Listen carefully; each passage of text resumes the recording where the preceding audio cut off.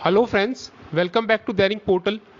Friends, union budget 2021-22 में जो bank privatisation की जो घोषणा हुई थी उसके ऊपर बैंक यूनियंस ने आज हैदराबाद में एक मीटिंग करी है और उस मीटिंग के बाद में सर्कुलर इशू किया है। सर्कुलर पढ़ने के बाद में आपको लगेगा कि जैसे बैंक यूनियंस ने बैंक का तो नहीं, बाकी दूसरे सारे मुद्दों का ठेका ले रखा है। सर्कुलर पढ़ने के बाद आपको लगेगा कि इतना लेट स्ट्राइक का कॉल क्यों लिया है, जबकि बजट सेशन जो पार्लियामेंट में चल रहा है वो तो बहुत पहले ही स्टार्ट हो जाएगा। सबसे पहले मैं आपको बताऊं कि all India bank employees association ने अपने ऑफिशियल फेसबुक पोस्ट पर एक अपडेट किया कि 2 दिन का स्ट्राइक कॉल लिया गया है, वो जो कि मार्च में है, 15 मार्च और 16 मार्च को।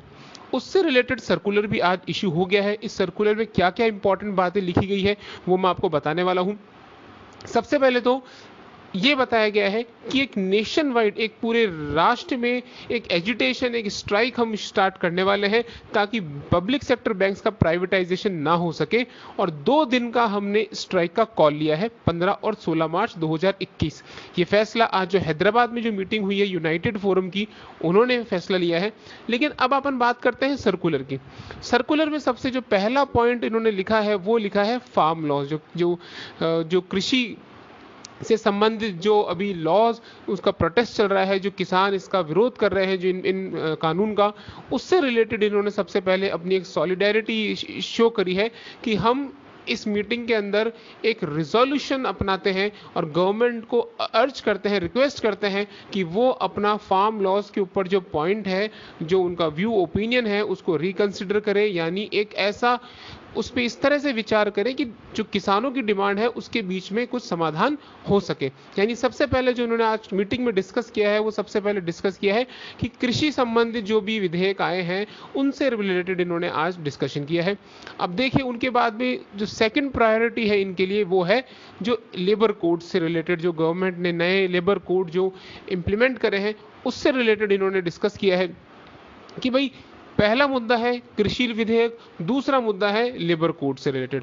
उसके बाद जाके कहीं आपका प्राइवेटाइजेशन का नंबर आता है। और यहाँ भी इन्होंने सिर्फ पब्लिक सेक्टर बैंक्स का नहीं ठेका लिया है, इन्होंने सब कुछ ठेका ले रखा है कि हम जितने भी सरकार के अलग अलग प्राइवेटाइजेशन से रिलेटेड अनाउंसमेंट है हम सबका विरोध करते हैं।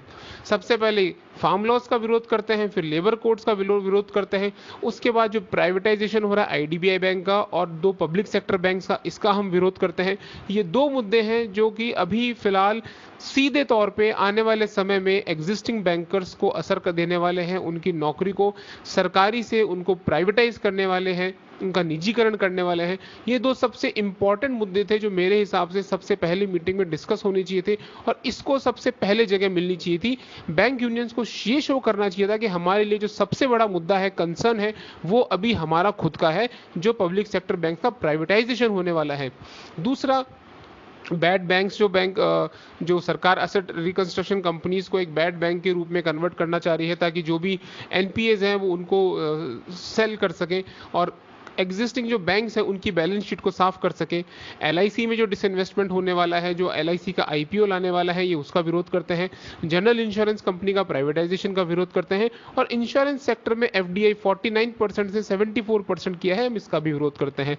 ये बात सही है कि जो भी अलग अलग आपके मुद्दे हैं आप उनका विरोध कर सकते हैं। आप दूसरे जो संस्थान है उनका भी विरोध, उनके ऊपर जो असर पड़ने वाला है आप उसका भी बिल्कुल विरोध कर सकते हैं। लेकिन एक बैंकर जो आपको हर महीने एक सब्सक्रिप्शन फी देता है, आपको लेवी देता है, आपके ऊपर एक भरोसा रखता है, आपको नेता चुनता है खुद का, तो उससे ये उम्मीद की जाती है कि आपके लिए सबसे इंपॉर्टेंट मुद्दा होना चाहिए सिर्फ उन्हीं बैंकर्स की भलाई का जिन्होंने आपको चुना है। आपके यहाँ सिर्फ लेटर लिखने से कोई कानूनों में बदलाव नहीं हो जाएगा, किसान आंदोलन के अंदर कोई फर्क नहीं पड़ जाएगा, लेबर कोड्स में आपको कोई चेंजेस नहीं देखने को मिल जाएंगे। आपका फोकस होना चाहिए सिर्फ बैंक यूनिट्स का हित करना, बैंक एम्प्लॉयज का हित करना, आपका वो होना चाहिए, उद्देश्य होना चाहिए। उसके बाद में इन्होंने स्ट्राइक के कॉल में जो अलग अलग एक एजुटेशन प्रोग्राम बनाया है उसमें लिखा है कि सबसे पहले हम 19 फरवरी को एक पूरे दिन का धरना देंगे, जो भी स्टेट कैपिटल्स हैं, जो राज्य की राजधानियां हैं, वहां हम एक फुल डे धरना देंगे।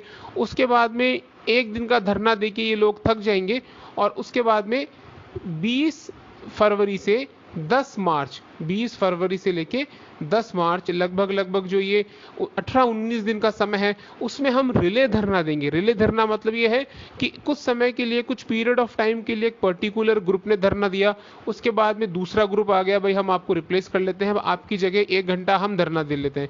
फिर दोबारा पहला ग्रुप आ गया कि अब आपकी जगह हम धरना दे लेते हैं। यानी फुल डे लॉन्ग धरना 1 दिन का रखा गया है। उसके बाद में 18 से 19 दिन का रिले धरना, यानी डेली ये धरना देंगे थोड़े थोड़े समय के लिए अलग अलग ग्रुप, और उसका विरोध करेंगे। और फाइनली 15 मार्च और 16 मार्च सिर्फ 2 दिन का हम स्ट्राइक का कॉल लेते हैं। अब फ्रेंड्स, अब आपको मैं आगे इस चीज़ में जो सबसे गलत चीज़ है कि ये डेज से आपको कैसे असर पड़ सकता है, इसमें क्या गलत है वो मैं आपको समझाता हूँ। कि बैंक यूनियन ने 15 और 16 का तारीख चुनी है, जो कि सही भी है कि 13 और 14 को सैटरडे संडे है, तो लगातार 4 दिन तक बैंक बंद रहेंगे, तो उसका एक अच्छा असर पड़ सकता है। ये आपका मानना है, बैंक यूनियंस का मानना है। लेकिन अगर आप बजट के डॉक्यूमेंट को क्लियरली देखेंगे तो फाइनेंस मिनिस्टर ने साफ कहा है कि इसी बजट सेशन के अंदर जो भी अमेंडमेंट्स होने हैं मैं वो इंट्रोड्यूस कर दूंगी, संसद में पेश कर दूंगी। चूंकि फाइनेंस बिल होगा तो 2 दिन के अंदर ये बिल एक दिन लोकसभा में पास हो जाएगा और एक दिन राज्यसभा में पास हो जाएगा, और third day president of India के पास में सिग्नेचर के लिए चला जाएगा। कई बार अपन ने देखा है कि जो बिल पास हुए हैं वो 3 दिनों के अंदर, 2 दिनों के अंदर भी आराम से संसद में पास हुए हैं, क्योंकि ये फाइनेंस बिल है। तो अब आप सेशन को देखेंगे तो बजट सेशन अभी 2 पार्ट्स में चल रहा है। अभी जो एग्जिस्टिंग है, जो भी चल रहा है वर्तमान में, वो पहला पार्ट है जो कि 15 फरवरी को खत्म हो जाएगा। उसके बाद में 8 मार्च से 8 अप्रैल को संसद में दूसरा सत्र शुरू होने वाला है। अब फ्रेंड्स, आप खुद सोचिए कि इन 2 सत्रों के बीच में जो गैप आया है उसी में बिल ड्राफ्ट किया जाएगा, उसका प्रारूप तैयार किया जाएगा। 8 मार्च को भी पहले दिन भी वित्त मंत्री चाहें तो उस बिल को पेश कर सकते हैं और 2 से 3 से 5 दिनों के अंदर वो बिल को पास करवा सकते हैं।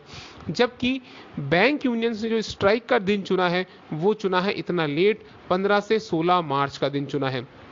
यानी आराम से एक संभावना बनती है कि स्ट्राइक की जो डेट है उससे पहले तो बिल ही संसद में पास हो सकता है, क्योंकि आराम से 5 दिन का समय है स्ट्राइक से पहले भी। मतलब आप अगर अपना डिसेंट शो कर रहे हो तो उसको एट दी अर्लीस्ट आपको शो करना चाहिए था। स्ट्राइक का डेट जो आपने चुना है वो बहुत ही लेट चुना है, क्योंकि बिल का ड्राफ्ट तो स्टार्ट हो चुका है, सेकंड पार्ट शुरू होने से पहले बिल कंप्लीट हो जाएगा, और सेकंड पार्ट जो कि 8 मार्च से शुरू हो रहा है बजट सत्र का, उसके अंदर वो पेश भी कर दिया जाएगा। दूसरी बात, इतने बड़ा मुद्दा प्राइवेटाइजेशन जैसे मुद्दे, मतलब आपकी निजीकरण, आपका अस्तित्व खतरे पर आ गया है यहाँ पर, उसके ऊपर आपने सिर्फ 2 दिन का स्ट्राइक लेके ये शो किया है कि ये आपके लिए एक बहुत ही लो प्रायोरिटी का मुद्दा है। सर्कुलर से भी साफ यही पता लगता है कि आपने इस मुद्दे को सबसे नीचे लिखा है, उससे पहले आपने दूसरे मुद्दे डिस्कस करे हैं। वो मुद्दे, बैंकर्स की बात करिए ना, वो उन मुद्दों को लड़ने के लिए तो वहां पे अलग एसोसिएशन है। किसान आंदोलन में किसान के जो भी मोर्चे हैं वो सब उन मुद्दों को लड़ रहे हैं। आप कम से कम सबसे पहले आपको बैंकर्स के हित के बारे में सोचना चाहिए कि क्या बैंकों के प्राइवेटाइजेशन पे जो किसान मोर्चा है वो क्या आपके सपोर्ट में आएंगे? क्या किसान भाई आपके बैंकों के निजीकरण के लिए आपका साथ देंगे, आपके लिए साथ हड़ताल करेंगे? तो आप सबसे पहले अपनी धोती संभालिए। दूसरा आपकी धोती खींच रहा है और आप खुद दूसरे की धोती संभालने में लगे हुए हैं, अरे पहले खुद की धोती संभालिए। ऐसे मुद्दे पे सिर्फ एक इनडेफिनेट स्ट्राइक है जो कि एक बोल्ड मूव शो करता है, एक क्लियर कट मैसेज जाता है कि प्राइवेटाइजेशन तो भाई बिल्कुल भी एक्सेप्टेबल नहीं है हमें। मेरे हिसाब से, ये मेरा पर्सनल ओपिनियन है कि इस तरह का कॉल जरूर एक बोल्ड मूव शो करता।